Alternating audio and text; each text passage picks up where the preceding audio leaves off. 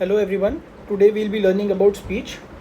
Direct question from speech may or may not come, but this will surely help you to localize the region of stroke. ठीक है, तो for speech सबसे पहले तो we need to know the pathway. There may be auditory या visual input या impulse जो आएगा, जैसे किसी को देख के वी हैव टू मतलब आवाज़ देना है, या somebody called you and you want to reply. For that auditory and visual input is important. From there the impulses go to the Wernicke's area which is marked as area number 1. ठीक है, एक 1 से marked है Wernicke's area. It is a sensory speech area. From there it may go to the Broca's area with the help of arcuate fibers marked as number 3. ठीक है, और from Wernicke's area it may go to the sensory association area.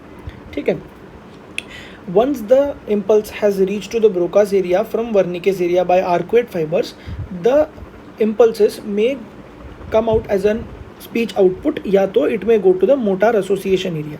ठीक है, motor association area here it is marked as number 5. तो पहले तो input आएगा मतलब stimulus आएगा, फिर Wernicke's area में जाएगा. From Wernicke's area it may go to sensory association area और Broca's area.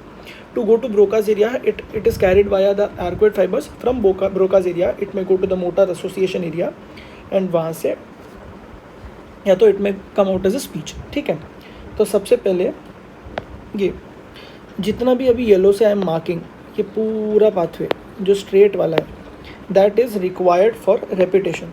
ठीक है, रेपिटेशन. उसके बाद में this part which I am marking, ये लेफ्ट साइड में ये जो सी शेप का आई एम मार्किंग, ठीक है, that is required for comprehension. And ये जो राइट साइड में ये C shape I am marking, ये तीन are required for what, they are required for fluency. ठीक है, तो ये अगर हम टेबल बना के याद करने जाए तो it is very difficult, but अगर ये पता रहा तो इसके बाद में वी कैन ईजिली बता सकते हैं कि what will be lost, comprehension, repetition या फ्लुएंसी. ठीक है, and all the regions are required for naming. ठीक है, अगर किसी इंसान अगर इनपुट भी नहीं है तो भी वी कांट नेम. ठीक है, बिकॉज जब तक फेस नहीं पता हम किसको नेम करेंगे. ओके, तो सबसे पहले let start with Wernicke's area.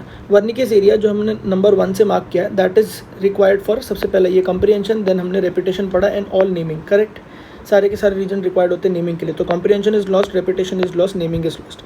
फिर ट्रांसकॉर्टिकल सेंसरी एफेजिया, मतलब ट्रांसकॉर्टिकल सेंसरी एफेजिया मतलब सेंसरी एसोसिएशन एरिया की बात हो रही है. तो सेंसरी एसोसिएशन एरिया की बात हो रही है एंड विच सेंसरी एरिया मतलब मोस्टली पैराइटल लोब. तो here also it is parietal lobe.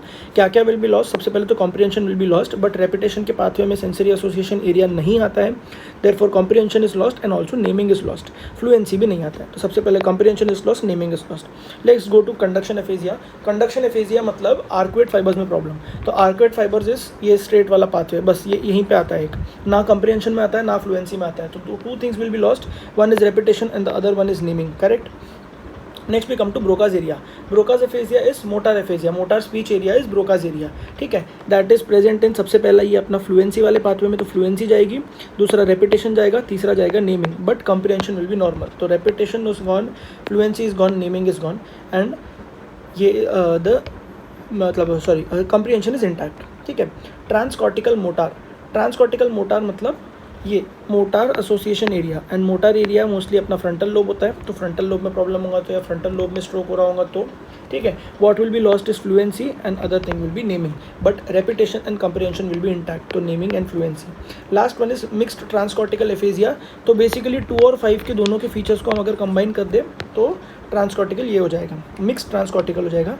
Comprehension, naming, ठीक है, एंड 5 में क्या, नेमिंग एंड फ्लुएंसी. तो 3 चीज़ें जाएगी, naming, fluency and comprehension. Repetition will be intact. Okay, that will be all for today. Thank you so much.